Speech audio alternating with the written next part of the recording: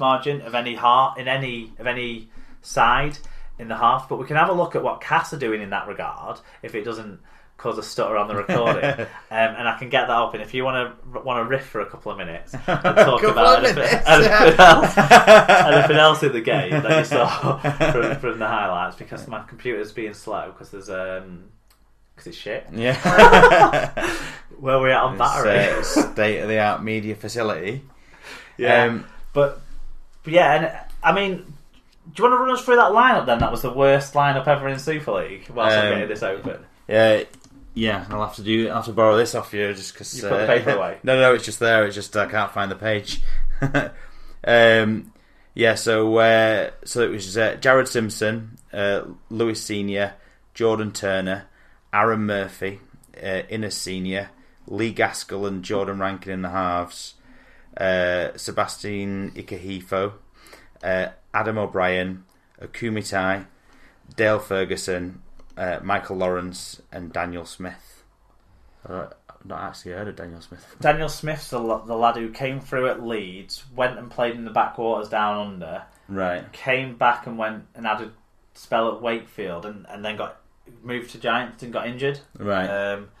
So there are. I mean, that back line isn't ideal with the two seniors and Simpson. Yeah. And Gaskell and Rankin. Yeah. You don't see them as halves that are going to dominate a game of rugby, do you? The forward pack isn't terrible. Matty English was on the bench as well. That's another young forward that they've recalled from a loan, I think, at Dewsbury as well. I'm not sure. Right. Okay. So they've got a couple of players on that bench that were playing in the Championship on loan earlier this season. One player that was playing in the Championship 2 years ago. Mm-hmm. And one player, Ollie Roberts, who I'm not sure how fit he is, to be completely honest, but there you go. Yeah. So in terms of the half splits, absolutely right for him to go ballistic at his players because they are third in half time plus minus. Right. So only Saints who are going at 82 plus minus for the first half. They're the best first half team by a mile. This season so far. Best attack, best defence. Castleford are third behind Wakefield, so plus 38 in first half. In second half, so they're third worst in the league. Right. And they're at minus 47. The only teams worst are Catalan and Huddersfield, the bottom two. Yeah.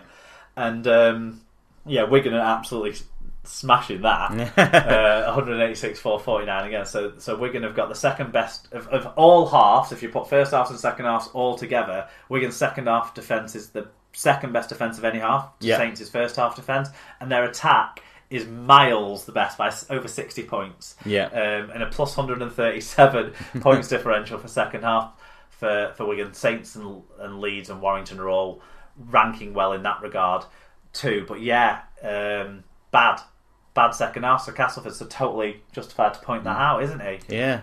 So there you go. Some ad hoc statage there. And talking of stats, the Giants fell under 1,000 metres, 999. Ooh, the metre counters there have done them an injustice. The big hindrance to their progress with the ball was the 12-8 error count that they lost. Although they only made one more break, Cass made 210 more metres and scored 2 more tries than their host, so much better at making ground, took better advantage of the chances. This game had the most tries of any so far this season with 12. Hey. So there you go.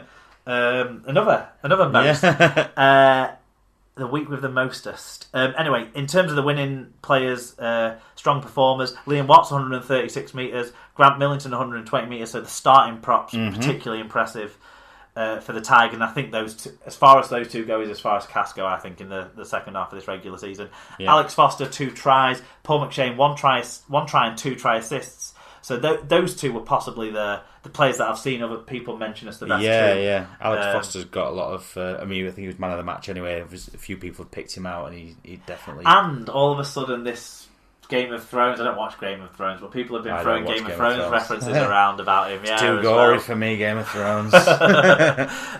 Saying, look, some bloke called Jon Snow or something. For the losing side, Shannon Wakeman with a try in 119 metres. Daniel Smith, you've never heard of him, but he got a try in 137 metres in this one. Adam O'Brien, 40 tackles, 11 of which were marker tackles. And Lee Gaskell, 3 try assists and 3 successful offloads. So he did have a positive impact in this game, which is good for Huddersfield because they really need some creativity out of the halfbacks, Yeah. as well as sharpening up their defence, which they haven't done.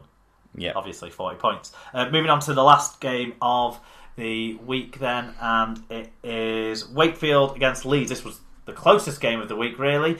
28 points to 26 in favour of Leeds. It finished. It was 12-6 to Wakefield at half-time, so a turnaround for the Rhinos there. In front of 6-7-6-7. Chris Kendall was the man with the whistle. Do you want to start on the fan views? Yeah, Rich Wilkinson said, big effort from Leeds. You can't fault the endeavour, but we need some big bodies back soon to stay with the top four.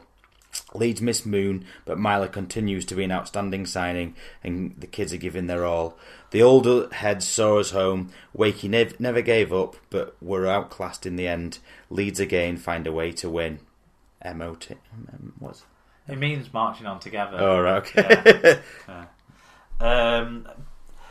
Dr. Bob Phillips said, what a game, head banging from the commentary. Wakefield unlucky to have met the might of Myler, Watkins, Handley and Walters and lost a not unassailable lead.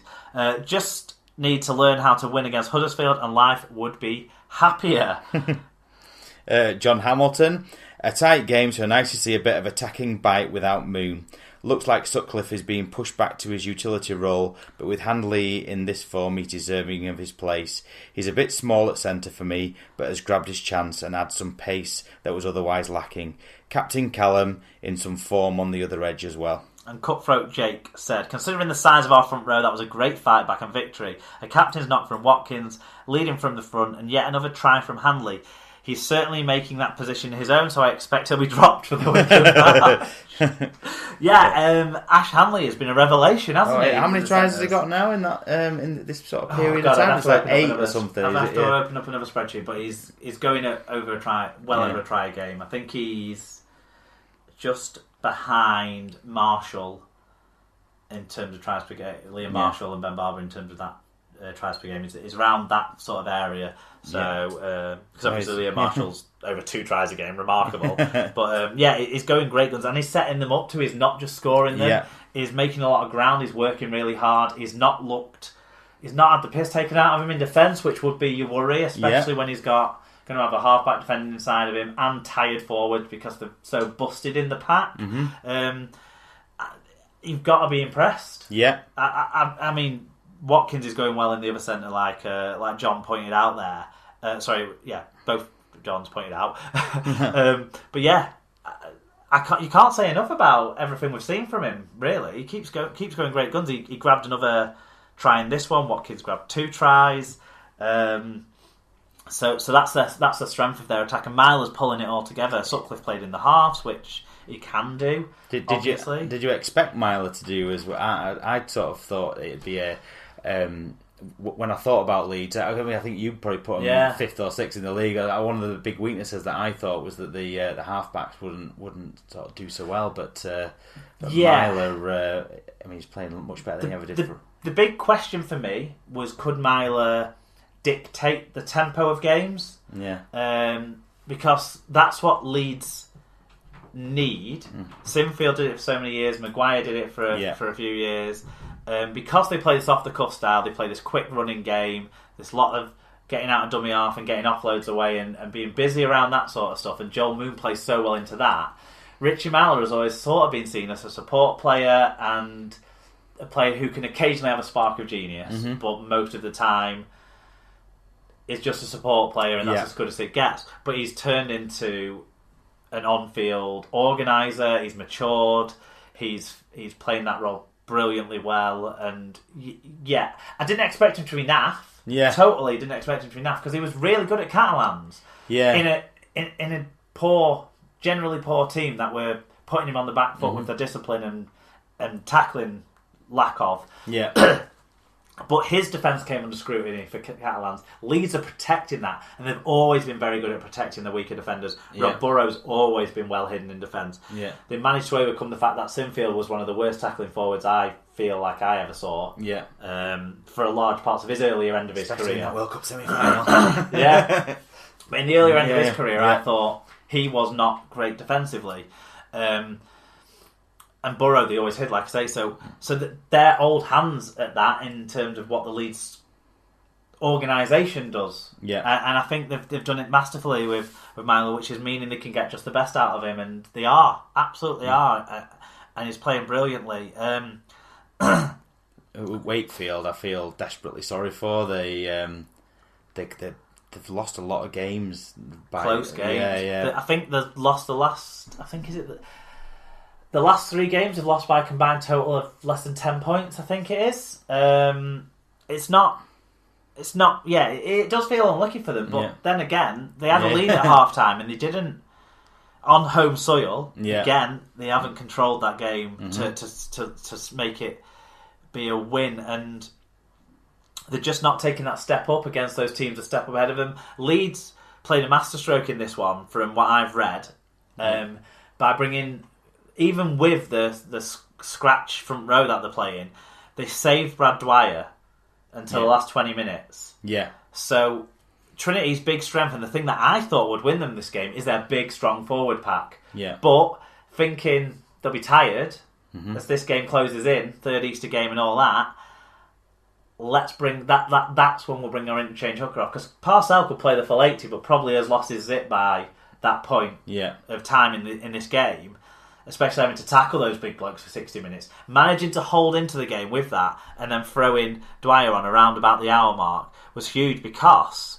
the scoreline was 18-12-ish. I'm not sure exactly when Dwyer came on, but he came on around that time, and it was 18-12 to the Trinity side, and then they got rolling, and they got rolling down the middle. They got rolling with Callum Watkins. They got rolling down the middle as well, and scored 3 tries in the next 15 minutes, which really won them the game.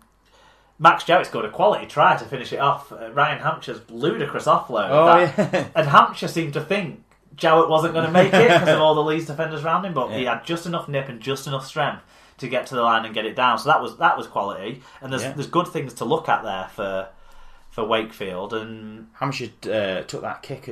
Was it his kick at the end that he took really quickly? Just it's a very good goal kicker, time was running out, and he just sort of took a couple of steps back and hit. But it's another instance of, if you're that good a goal kicker, why not pass up that kick, get the ball so you've got the chance of more time. And they've got a lot of pace in that side. With Ryan Hampshire in your halves, you've got tons of pace in that side. Ben Jones-Bishop is quick. Max Jowett is quick. Tom Johnson's probably even quicker. Reece Lynn was one of the quickest players coming through when he came through, and Bill Tupu's been making meters after meters after meters this year. So you've got such a quick back five that you've actually got a chance of going the distance with that Wakefield side. And you didn't give you... I don't know. I didn't feel like... I think that's a silly one. I'm not sure exactly how long was left, but it was in the last minute when he kicked that conversion, obviously. And it took it to 2 points when it would have been 4 points. Now, if you're that good a goal kicker... He didn't miss a kick in this game. Ryan Hampshire didn't. So if you're that good a goal kicker, give yourself the chance to kick the winner after you've scored a try to level it. Throw that out there. I don't know. It's strange that people don't ever do that. And after it not happening last week on the Good Friday game, you'd have thought someone would have been watching. But again, I don't think the players watch or learn or understand how they're meant to play. It happened at Warrington a few years ago. I think... possibly against Saints, I can't remember. Where we just we haven't had any good goal kickers there for a while. Now in the Hull Saints game, one thing we didn't mention is Mark Sneed took a drop goal for a conversion, which you can do, which is a lot faster. Now if you score in front, that's possible, but you're not going to try that from out wide. It's taking time off the clock and wasting things. But sounds like a great entertaining game. So that's good. But it's I think, is it 4 defeats in a row for Wakefield now? I actually think, or 5. It's maybe 5. And they've all been to the top sides. They've played 9 games, won 4 to the bottom 4. Or to 4 of the bottom 5, and lost 5 to 5 of the top 6. So. Close losses. Been good in most of those games. Absolutely. But that's not enough. No. It's a shame for Wakefield. But I don't feel like the wheels have totally fallen off. But it just feels like they're a back end of the top 8 side this year. Whereas a month ago people were talking about them being a top legitimate top 4 side, and they did look it. They look quality. It was that second half turnaround by Wigan Second half. Second half. Yeah. Okay. So stats. This game had the most clean breaks of any game this season with 8.